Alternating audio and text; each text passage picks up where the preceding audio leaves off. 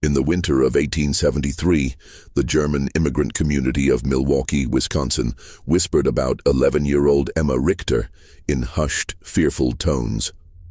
This pale, quiet child could calculate the day of the week for any date in human history within seconds, memorize entire conversations word for word after hearing them just once, and recite the precise number of steps between any two buildings in her neighborhood.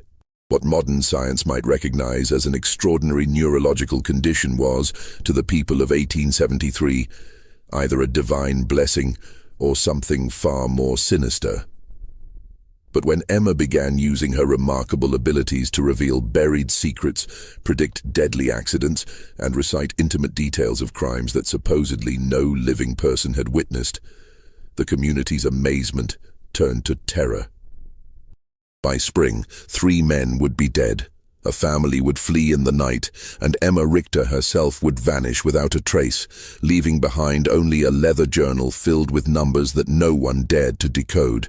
Before we continue with the chilling story of Emma Richter and the dark secrets her extraordinary mind uncovered in Milwaukee's German Quarter, make sure to subscribe to our channel and hit that notification bell. We bring you the most haunting historical mysteries every week. And let us know in the comments what state or city you're listening from. These stories happened in communities just like yours, closer to home than you might think. What the residents of Brewery Town didn't realize was that Emma's gift would expose a web of lies, betrayal and murder that had been carefully hidden for nearly a decade, and that her mathematical precision would become their community's most terrifying nightmare. Milwaukee's German Quarter in 1873 was a bustling enclave of red brick breweries, modest wooden homes, and the constant sound of German voices mixing with English in the crisp Wisconsin air. The community of nearly 8,000 German immigrants had built their own little Bavaria along the shores of Lake Michigan, complete with beer gardens, traditional bakeries, and the familiar rhythms of old-world life transplanted to American soil. The men worked in the breweries, Schlitz, Best, and the dozens of smaller operations that made Milwaukee famous, while their wives tended gardens that yielded the same vegetables their grandmothers had grown in the Rhineland. Heinrich and Greta Richter had arrived from Bavaria in 1861 with dreams of prosperity and their infant daughter Emma. Heinrich found steady work as a brewmaster at the Kellner Brewery, a mid-sized operation that supplied beer to the growing city's thirsty population. Greta took in laundry and mending to supplement their income, her nimble fingers working by candlelight long after Emma had been put to bed in their small but tidy home on Galena Street. The Richters were unremarkable in every way except for their daughter. Emma had been born during the harsh Atlantic crossing, 3 weeks premature and so small that the ship's doctor doubted she would survive the journey. But survive she did, though she remained slight and pale, with enormous grey eyes that seemed to take in everything around her with unsettling intensity. As a toddler, she rarely cried or demanded attention, content to sit quietly in corners, watching and listening as the adult world unfolded around her. By age 4, Emma's parents began to notice something unusual. She could recite entire conversations she had overheard days earlier, complete with the precise inflections and accents of the speakers. She counted everything, the number of stitches in her mother's embroidery, the steps from their front door to the bakery, the exact time between the brewery whistles that marked the beginning and end of each workday. When Heinrich taught her basic arithmetic, she absorbed mathematical concepts with frightening speed, solving problems in her head faster than he could work them out on paper. The German community initially viewed Emma's abilities with a mixture of pride and unease. Old Mrs. Brennan, who claimed to remember the witch trials in her grandmother's stories, crossed herself whenever Emma's calculating grey eyes fixed on her. But Father Koller, the stout Bavarian priest who served their small Catholic parish, declared Emma's gifts to be a blessing from God, a child chosen to demonstrate divine wisdom in their New World community. The winter of 1872 had been particularly harsh, with temperatures dropping so low that Lake Michigan froze solid for the first time in a generation. The brewery workers huddled around coal stoves, their breath visible even indoors, while their wives struggled to keep their families warm and fed through the long, bitter months. It was during this isolated winter that Emma's abilities began to take on a darker character, though no one yet understood what was coming. Emma had developed the habit of sitting by the small window in their kitchen, watching the neighbors go about their daily routines with the same intense focus she applied to mathematical problems. She began to notice patterns, not just in numbers, but in human behavior. Mr. Kruger always walked to the brewery by the same route, taking exactly 247 steps, except on Wednesdays when he took a different path that required 284 steps. Mrs. Fisher hung her laundry in a specific sequence, but when her husband worked late at the mill, she changed the order completely. These observations might have been dismissed as the quirks of an unusual child, except that Emma began to vocalize her findings in ways that made the adults increasingly uncomfortable. The transformation from curiosity to dread began on a gray February morning in 1873. Emma was sitting at the kitchen table, methodically eating her breakfast, while her mother prepared her father's lunch pail, when she suddenly looked up and announced, "Mr. Dietrich will not come home from the brewery today.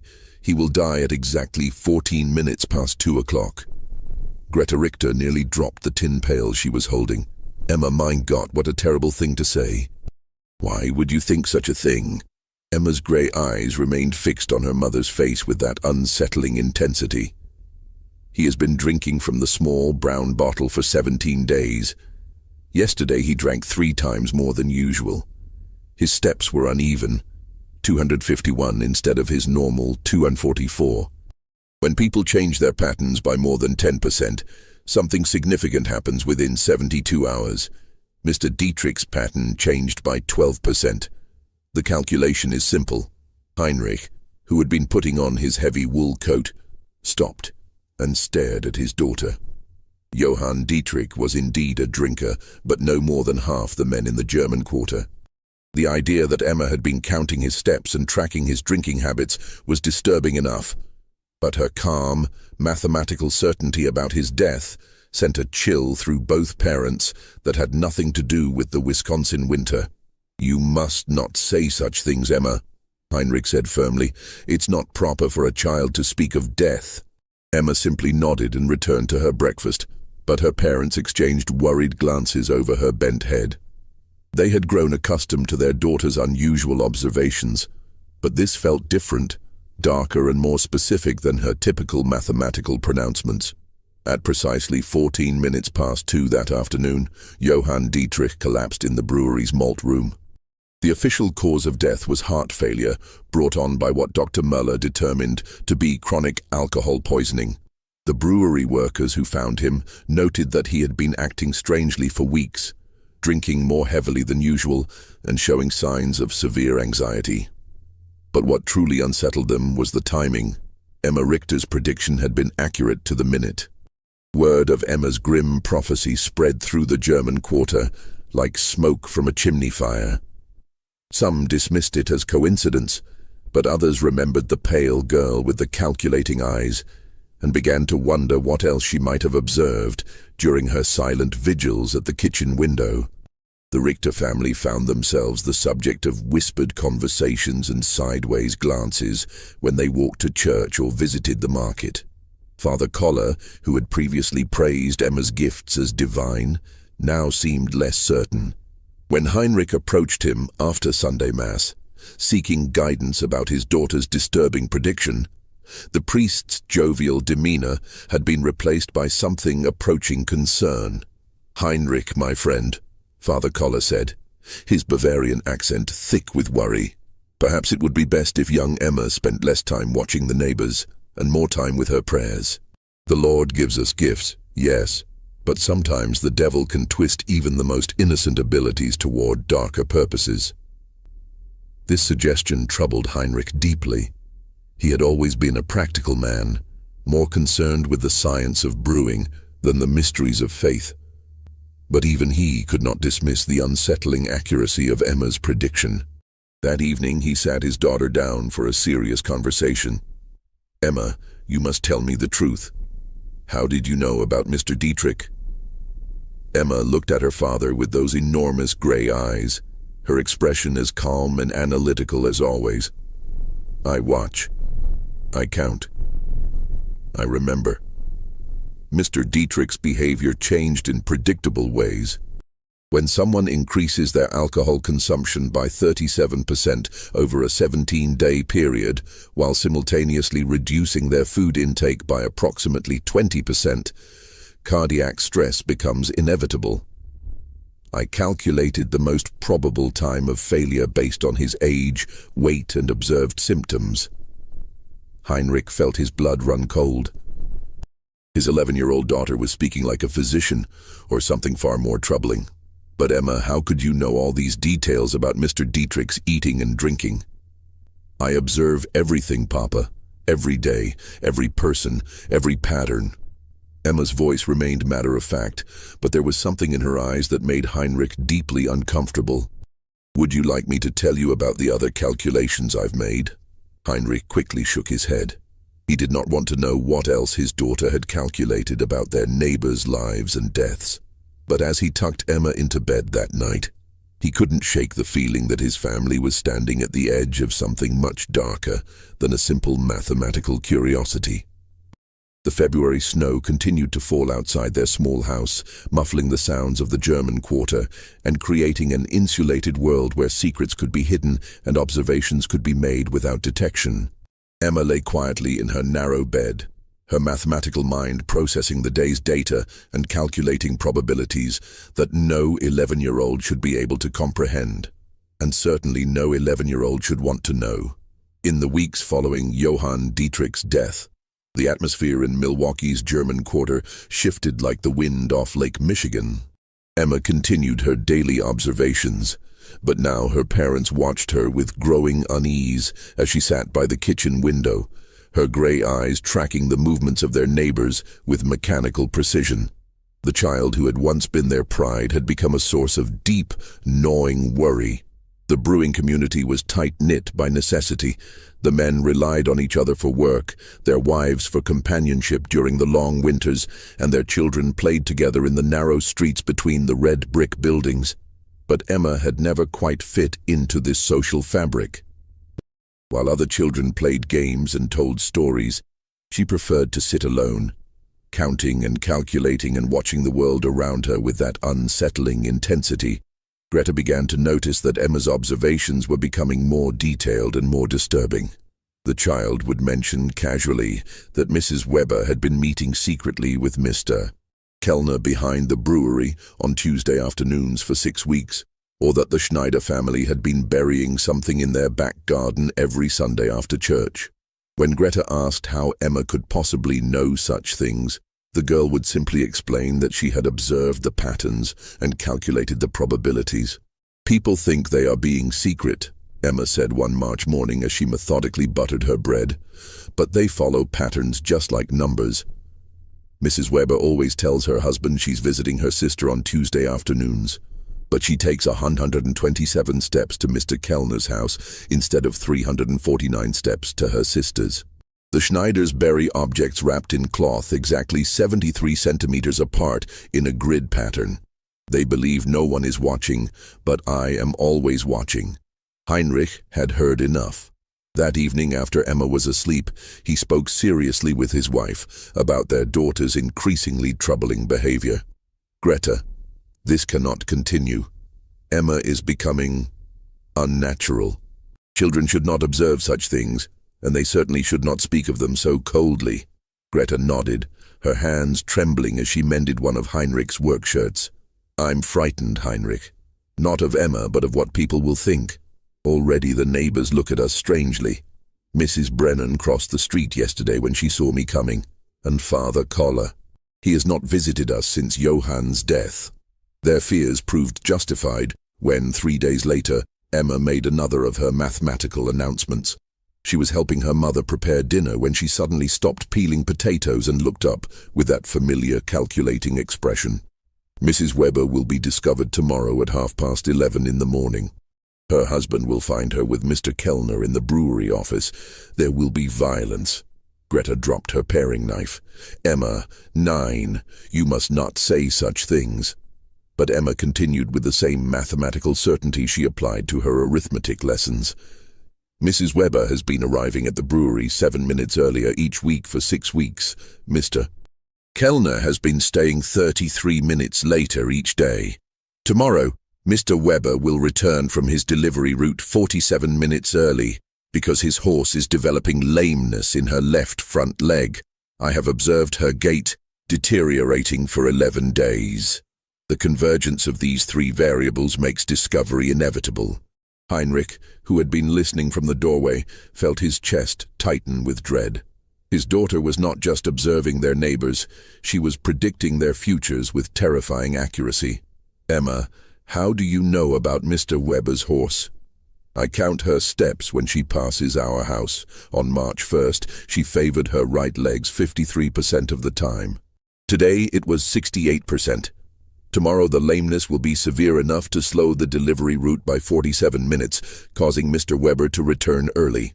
The next day unfolded exactly as Emma had calculated. Wilhelm Weber discovered his wife Anna in a compromising position with brewery owner Ernst Kellner.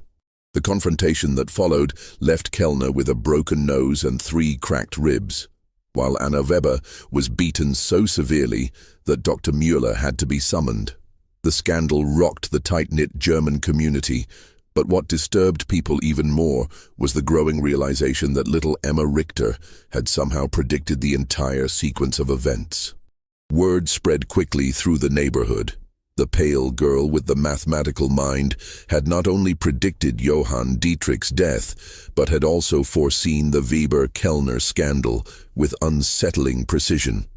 People began to whisper about the strange child who sat at her window, watching and calculating and somehow knowing things that no child should know. The Richter family found themselves increasingly isolated. Former friends avoided them at church. Children were forbidden from playing near their house, and even the shopkeepers in the German quarter began to treat them with barely concealed suspicion. Heinrich's position at the brewery became tenuous.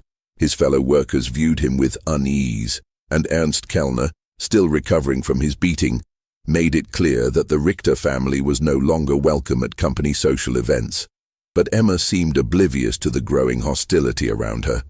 She continued her daily observations, her mathematical mind processing data and calculating probabilities with mechanical precision. She began keeping a leather journal, filling its pages with numbers, dates, and observations that her parents dared not read. The sight of their 11-year-old daughter bent over her calculations, writing in neat columns of figures, filled them with a dread they could not name. As winter gave way to spring, the isolation deepened. The German quarter that had once felt like home now seemed hostile and threatening.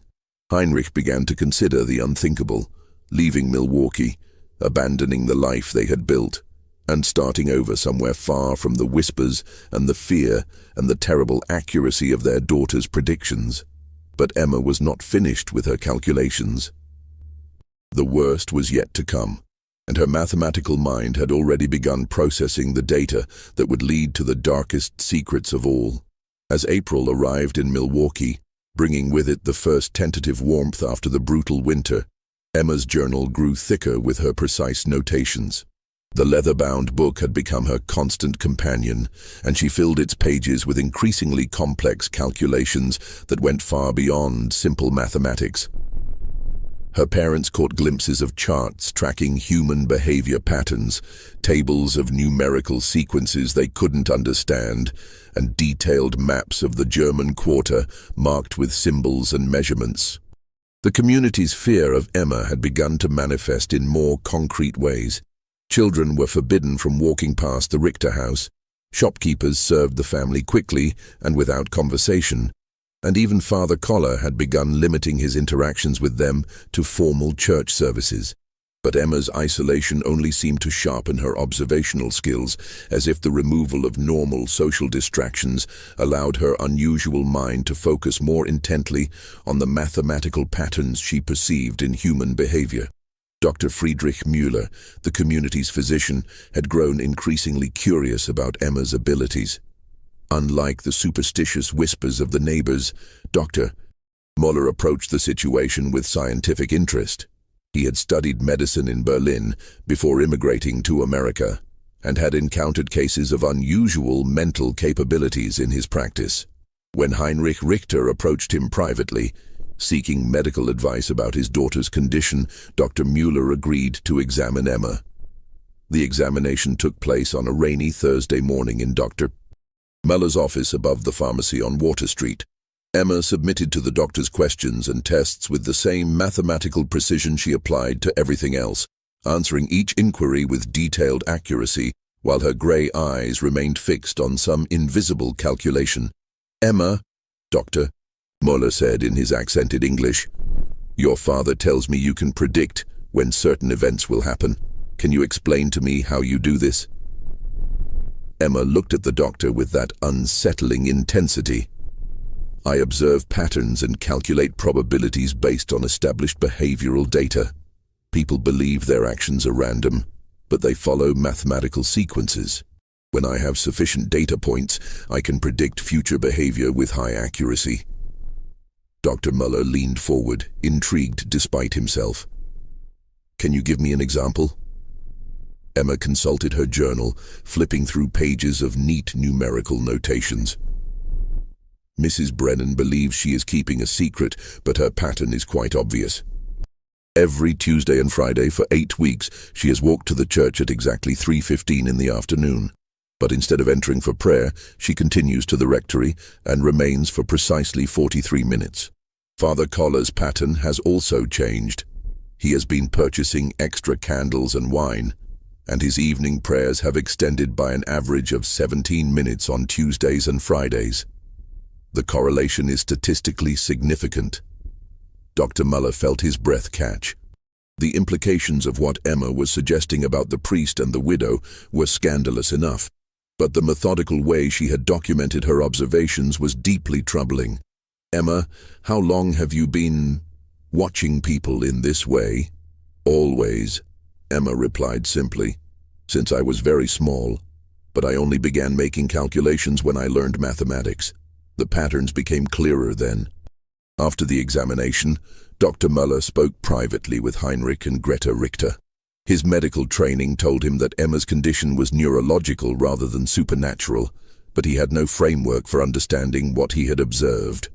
"Your daughter's mind works differently than other children's," he explained. "She processes information in ways that seem almost mechanical. In my opinion, this is a medical condition, not the other things people are saying." But even Dr. Muller's scientific perspective couldn't diminish the growing dread that surrounded Emma's predictions. 2 days after his examination, Emma made another of her calculated announcements. "There will be a fire at the Zimmerman house on Sunday evening. It will start at 8:47 and spread to 3 adjacent buildings before the volunteer fire brigade can respond. Mr. Zimmerman will not survive." Heinrich felt the familiar chill that accompanied his daughter's predictions. "Emma, you must not say such things. How could you possibly know about a fire?" Emma consulted her journal. "Mr.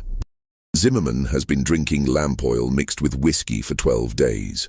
I observed him purchasing both items in quantities that exceed normal household use. His wife left for Chicago to visit her sister yesterday, which follows the pattern of wives leaving before significant domestic incidents occur. The chimney on their house has structural damage that I calculated based on the angle of smoke emission and the pattern of soot deposits. The probability of fire is 93%. Greta began to weep softly. The clinical way Emma discussed potential tragedy, as if human suffering were simply another mathematical problem to be solved, frightened her more than any supernatural explanation would have. This was her child, but she no longer recognized the cold precision in Emma's voice or the mechanical way she processed human pain. Heinrich made a decision that would haunt him for the rest of his life. He decided to warn Franz Zimmermann about Emma's prediction, hoping that preventive action might save a life and perhaps demonstrate that his daughter's calculations could be used for good rather than simply predicting disaster. He found Zimmermann at the brewery Saturday evening, stumbling drunk and reeking of the lamp oil Emma had mentioned. Heinrich's warning was met with belligerent laughter and crude jokes about the devil child who thinks she knows everything. But something in Heinrich's desperation must have penetrated Zimmerman's alcoholic haze, because he promised to be extra careful with the lamps. Sunday evening arrived with unseasonable warmth and a dry wind from the west.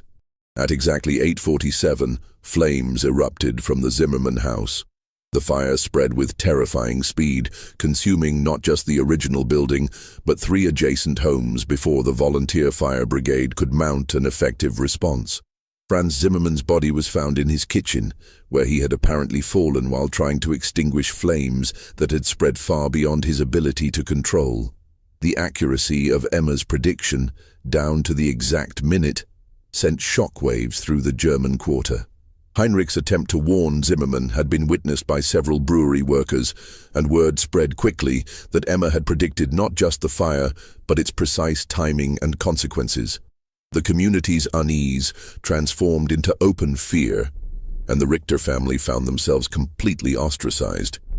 But for Emma, the fire was simply another data point to be recorded in her journal. She noted the correlation between her prediction and the actual event, made adjustments to her calculations based on the observed variables, and began processing new patterns with the same mechanical precision that had made her prediction possible in the first place. The worst part was that she was not finished calculating. The days following the Zimmerman fire transformed the German quarter into a place of whispered fears and sideways glances. Emma's prediction had been too precise, too detailed, and too accurate to be dismissed as coincidence. 3 families, the Brauns, the Kohlers, and the Steiners, had lost their homes in the blaze, and the community was struggling to house the displaced families while trying to process the unsettling reality of Emma's mathematical prophecies. Heinrich found his position at the brewery had become untenable. His fellow workers avoided him.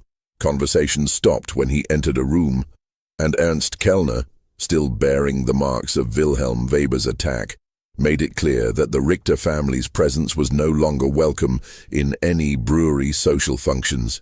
The mathematical precision of Emma's predictions had transformed their daughter from a curiosity into something the community feared to name. Emma herself seemed unaware of the growing hostility around her. She continued her daily observations, filling page after page of her leather journal with calculations that grew increasingly complex and disturbing.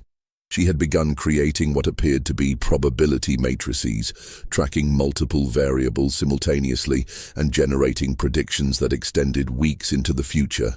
Greta found herself afraid to look at her daughter's journal, terrified of what calculations Emma might be making about their own family or neighbors. The child who had once been her greatest joy had become a source of constant anxiety. Emma's matter-of-fact discussions of human tragedy, her clinical observations about people's most private behaviors, and her mechanical processing of information that should have evoked emotional responses all contributed to a growing sense that something fundamental had been lost or damaged in her daughter's mind. The breaking point came on a Tuesday morning in late April. Emma was sitting at her usual place by the kitchen window, watching the street activity with her characteristic intensity, when she suddenly looked up at her mother with those calculating grey eyes. "Mama, there is something wrong with the pattern today." Greta, who was preparing bread for baking, felt her hands begin to tremble. "What do you mean, Emma?" Emma consulted her journal, flipping through pages of numerical notations with practiced efficiency. "Every Tuesday for 11 weeks, Mrs. Brennan has walked to the rectory at exactly 3:15. But today she left her house at 2:47 and walked toward the river instead. Her behavior indicates significant distress. Her step length decreased by 12%, and her breathing pattern was irregular. This suggests she is planning something final." The clinical way Emma discussed Mrs. Brennan's apparent suicidal intentions filled Greta with horror. "Emma, you must not speak of such things. Mrs. Brennan is a good woman. She would never—" "The mathematical probability is 87%. Emma interrupted with the same tone she might use to discuss the weather. People who dramatically alter established behavioral patterns while displaying physical signs of distress typically execute irreversible decisions within 4 hours of the pattern change. Mrs. Brennan's pattern changed 43 minutes ago. Greta felt the world tilting around her. The realization that her 11-year-old daughter was calmly predicting a neighbor's suicide with mathematical precision was more than she could bear. She dropped her bread dough and ran to find Heinrich, who was in their small garden behind the house, trying to find some normalcy in the simple act of preparing soil for spring planting. "Heinrich, you must come quickly. Emma says Mrs. Brennan is going to harm herself. We must do something." Heinrich looked at his wife's terrified face and felt the familiar dread that had become their constant companion. They found Emma still sitting by the window, making additional notations in her journal as if recording a scientific observation rather than predicting a human tragedy.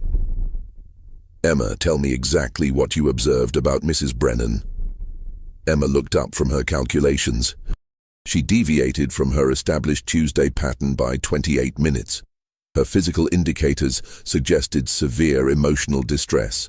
Based on historical data about behavioral pattern disruption, the probability of self-harm is 87%, with peak likelihood occurring between 5 and 7 this evening. Heinrich made a decision that revealed both his desperation and his growing acceptance of Emma's abilities. He left the house immediately and went searching for Margaret Brennan, following the route toward the river that Emma had indicated. He found the elderly widow standing on the dock where the fishing boats tied up, staring into the dark water with an expression of profound despair. "Mrs. Brennan," Heinrich called softly, approaching carefully so as not to startle her. "Are you all right?" The elderly woman turned toward him, her eyes red with tears. "Heinrich, what are you doing here?" I was concerned about you. You seem troubled lately." Mrs. Brennan's face crumpled. "I cannot bear it any more, Heinrich. The shame, the whispers, the knowledge that everyone knows about my weakness. Father Koller says it is sin, but I cannot help what I feel for him. Better to end it than to live with this disgrace."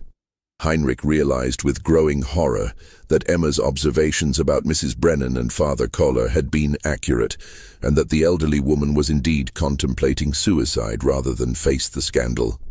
He spent the next 2 hours talking Margaret Brennan away from the river, convincing her that shame was not worth dying for and that the community's judgment would eventually fade. When he returned home that evening, he found Emma making final notations in her journal. "Mrs. Brennan did not follow through with her plan," she observed clinically. "The intervention changed the probability calculation.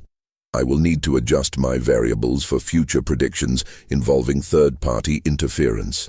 Heinrich stared at his daughter in disbelief. Emma had somehow observed and calculated a suicide attempt that had not yet occurred, and now she was treating his intervention as simply another data point to be incorporated into her mathematical models. The realization that his 11-year-old daughter was not just predicting tragic events, but studying human suffering with scientific detachment filled him with a horror he could not name. That night, as Emma slept peacefully in her narrow bed, Heinrich and Greta made a decision that would change their lives forever. They could not continue living in Milwaukee. Emma's abilities, whatever they were, had made their life in the German quarter impossible. But more troubling was the growing realization that their daughter was not just observing and calculating human behavior, but seemed to be losing touch with the emotional reality of the tragedies she predicted. They began making quiet plans to leave Wisconsin, to find some place where Emma could live without being feared, and where her unusual mind might find a different outlet. But Emma was not finished with her calculations, and the most disturbing revelations were yet to come. As Heinrich lay awake that night, listening to the sounds of the German quarter settling into sleep, he could not shake the feeling that his daughter's mathematical mind had uncovered secrets that went far deeper than adultery and suicide attempts. The precision of her observations, the clinical way she discussed human tragedy, and the growing complexity of her calculations all suggested that Emma had been watching and recording far more than anyone realized. And the most terrifying part was that she was still calculating. The revelation that would expose the darkest secret of Milwaukee's German Quarter came on the first day of May, 1873. Emma had been making increasingly complex calculations in her journal, creating elaborate charts that tracked the movements and behaviors of virtually every adult in their community. Her parents had begun packing their belongings in preparation for leaving Wisconsin, hoping to escape before Emma's next prediction could destroy more lives. But that morning, as spring sunlight streamed through their kitchen window, Emma made an announcement that would shake the very foundations of their community.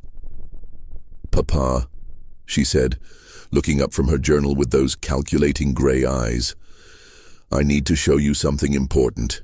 My calculations have revealed a pattern that explains everything."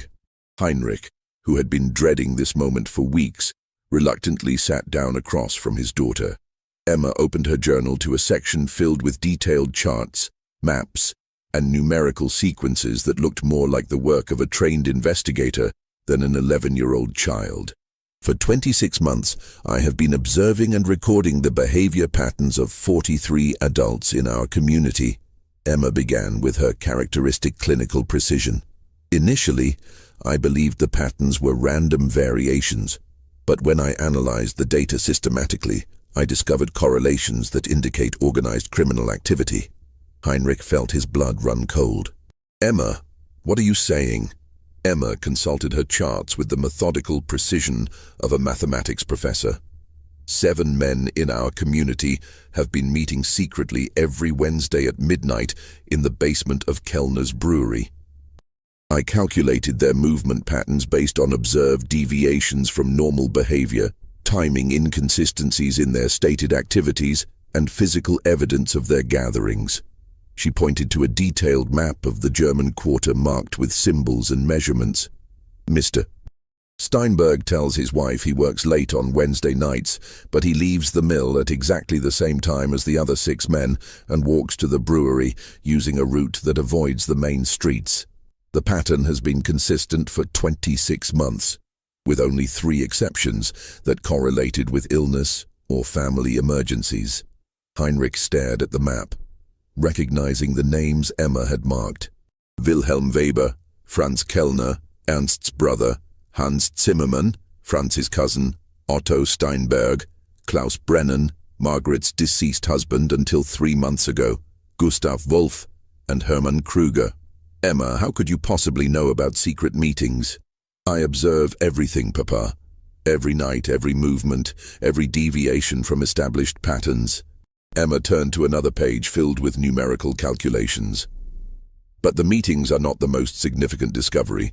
My calculations indicate these 7 men have been involved in systematic theft from the brewery operations, with estimated losses of approximately $47,000 over 26 months.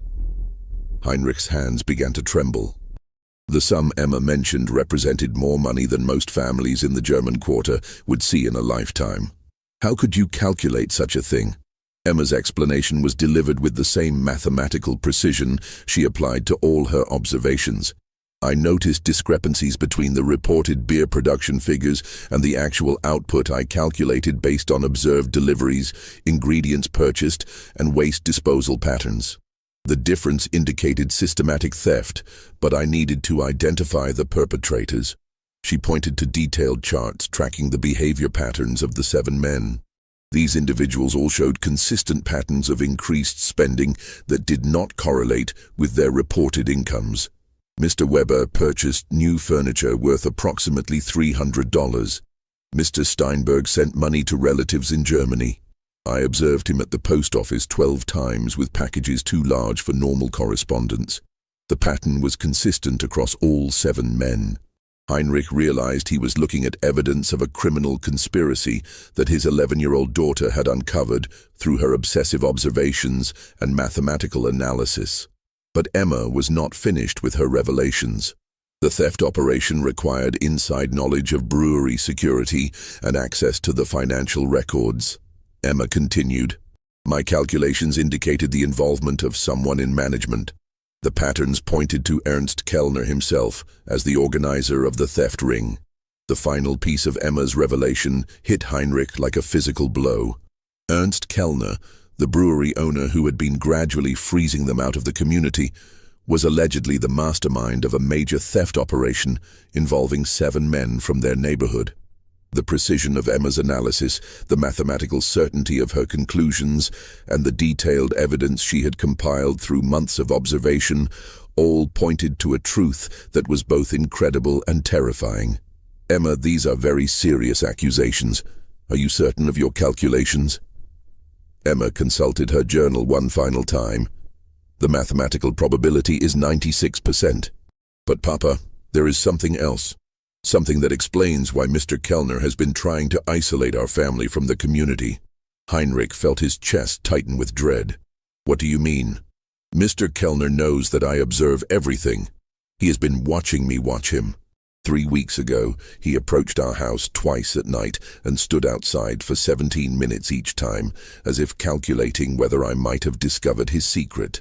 His behavior indicates he suspects I know about the theft operation. The realization that Emma's mathematical abilities had not only uncovered a criminal conspiracy, but had also made her a target filled Heinrich with a terror he had never experienced. His daughter's obsessive observations and calculating mind had revealed secrets that powerful men would kill to protect. Emma closed her journal and looked at her father with those unsettling gray eyes. Papa, my calculations indicate that we are in significant danger. Mr. Kellner and the others cannot allow me to continue making observations. The mathematical probability of them taking action against our family is 84%, with peak likelihood occurring within the next 72 hours. Heinrich understood that Emma's final prediction was not about fire or suicide or adultery, but about their own family's survival. Her mathematical mind had uncovered a truth that made their continued existence in Milwaukee impossible, and the men she had exposed would not hesitate to eliminate the one witness who could destroy them all. That evening, Heinrich made a decision that would save his family's life. Using the detailed evidence Emma had compiled in her journal, he approached Dr. Müller under cover of darkness and shared Emma's discoveries. The physician, who had already been disturbed by Emma's unusual abilities, was stunned by the mathematical precision of her criminal investigation. Heinrich, if what Emma has calculated is true, we are looking at the largest theft operation in Milwaukee's history, Dr. Müller whispered as he examined the journal by lamplight in his office. But more importantly, if Kellner suspects that Emma knows, your family is in mortal danger. Dr. Müller agreed to help them escape Milwaukee immediately. Using his medical connections, he arranged for Heinrich to receive an emergency job offer at a brewery in distant Minnesota, providing cover for their sudden departure. They would leave that very night, before Emma's 72-hour prediction could come to pass. As the Richter family loaded their few belongings into Dr. Müller's wagon under cover of darkness, Emma made one final observation that would haunt Heinrich for the rest of his life.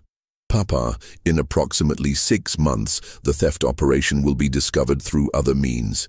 Mr. Kellner will face justice, but 3 of the 7 men will not survive the investigation. The mathematical probabilities are quite clear. Heinrich shuddered as he lifted his daughter into the wagon. Even as they fled for their lives, Emma was calculating the future consequences of the conspiracy she had uncovered. Her prediction would prove accurate in every detail. By winter, a federal investigation would expose the theft ring, Ernst Kellner would be arrested and convicted, and 3 of his accomplices would die under suspicious circumstances that were never fully explained. But on that dark May night in 1873, as their wagon rolled through the sleeping streets of Milwaukee's German Quarter, Heinrich could only think about how his daughter's extraordinary mathematical mind had both saved their lives and destroyed the only home they had ever known in America. The Richter family vanished from Milwaukee in the early hours of May 2nd, 1873, leaving behind only whispered stories and unanswered questions. Dr. Müller reported that they had received an emergency family summons back to Bavaria, but the few people who bothered to ask noted that no ship passenger records could be found to confirm their departure from America. What the residents of the German quarter never learned was that Heinrich, Greta, and Emma Richter had indeed traveled to Minnesota, where Heinrich found work at a small brewery in the town of New Ulm. Dr. Muller had sworn to keep their location secret, understanding that Emma's mathematical abilities would always make her a target for those who feared exposure of their secrets. In New Ulm, the Richter family attempted to build a new life far from the whispers and fears that had driven them from Milwaukee. Heinrich found the brewery work familiar and satisfying, while Greta slowly began to rebuild the domestic routines that had been shattered by Emma's disturbing predictions. But Emma herself remained unchanged. Her mathematical mind continued to observe, calculate, and record human behavior patterns with the same mechanical precision that had made her both famous and feared. Dr. Muller maintained correspondence with the family for several months, reporting that Emma had begun working with a mathematics professor at a nearby college who was fascinated by her unusual abilities. The professor, a German immigrant named Dr. Hermann Weiss, approached Emma's condition from a scientific rather than supernatural perspective, helping her understand and channel her observational skills in ways that might prove beneficial rather than destructive. But the most significant revelation came in November of 1873, when Dr. Muller received a letter from Heinrich containing Emma's final prediction about the Milwaukee theft operation. As she had calculated with mathematical precision, federal investigators had indeed uncovered Ernst Kellner's conspiracy. Kellner was arrested and convicted of embezzling over $50,000 from multiple brewery operations. Wilhelm Weber, who had been Kellner's primary accomplice, was found dead in his home under circumstances that were ruled a suicide, but which many suspected were something far more sinister. Otto Steinberg and Hermann Kruger also died within weeks of the investigation's conclusion. Steinberg in what appeared to be a drunken accident, and Kruger from what Dr. Muller diagnosed as a sudden heart attack that bore suspicious similarities to the symptoms of certain poisons. Emma's mathematical analysis of the criminal conspiracy had been accurate in every detail, including her prediction that not all of the conspirators would survive the eventual discovery of their crimes. The precision of her calculations, even from hundreds of miles away and months in advance, confirmed what Heinrich had come to understand about his daughter's extraordinary and terrifying abilities.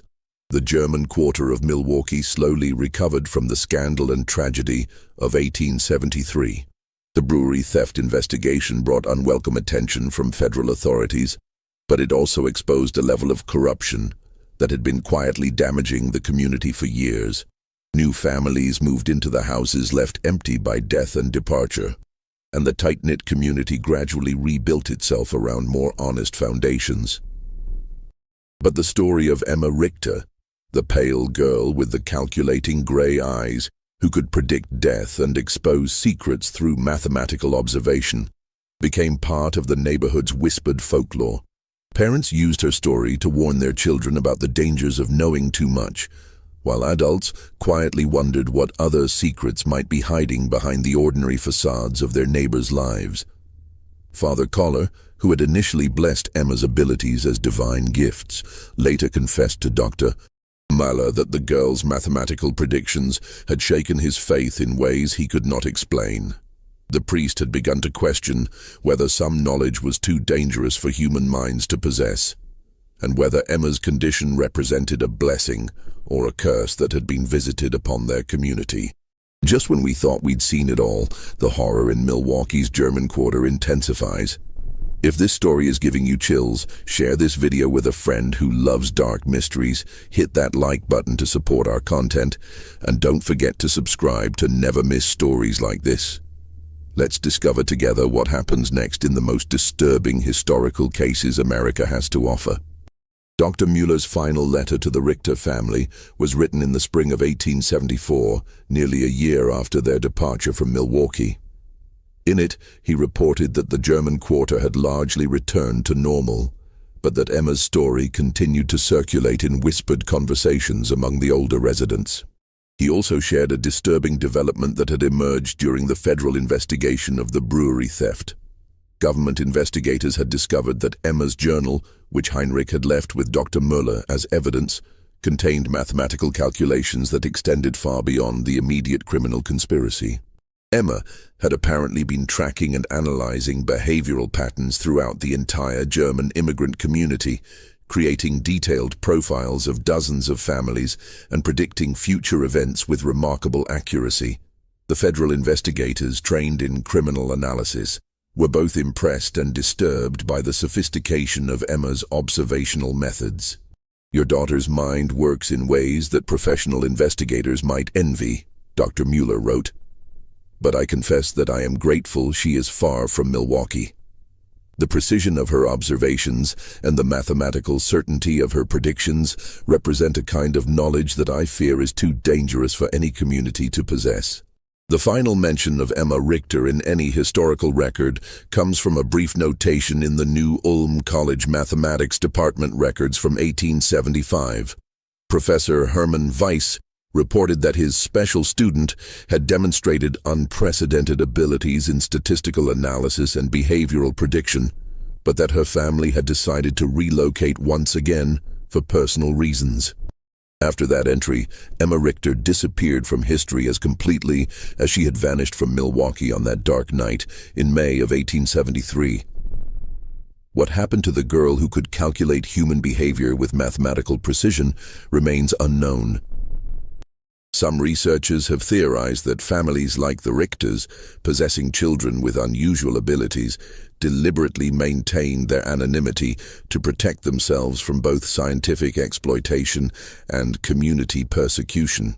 Emma's story represents one of the few documented cases where such abilities were recorded in sufficient detail to understand their scope and implications. This mystery shows us that the human mind remains one of our greatest enigmas, capable of developing extraordinary abilities that challenge our understanding of intelligence, observation, and prediction. In 1873, Emma Richter's mathematical approach to human behavior was seen as either divine or demonic. But modern science recognizes that conditions like savant syndrome, autism spectrum disorders, and hyperthymesia can indeed create minds that process information in ways that seem almost supernatural to those who don't understand the neurological mechanisms involved. What do you think of this story? Do you believe everything was revealed, or do you think Emma's abilities extended even further than what we discovered? Leave your comment below and let us know if you've ever encountered someone with similar extraordinary mental abilities. If you enjoyed this tale and want more horror stories like this, subscribe, hit the notification bell, and share with someone who loves mysteries. These historical cases remind us that the most frightening truths are often hidden in plain sight, waiting for the right mind to calculate their terrible secrets. The case of Emma Richter demonstrates that sometimes the most terrifying discoveries come not from supernatural forces, but from the relentless application of mathematical logic to human behavior. In a world where we believe our secrets are safe, the existence of minds capable of such precise observation and calculation reminds us that privacy may be nothing more than an illusion, and that the patterns we think we hide may be visible to those who know how to look and how to count.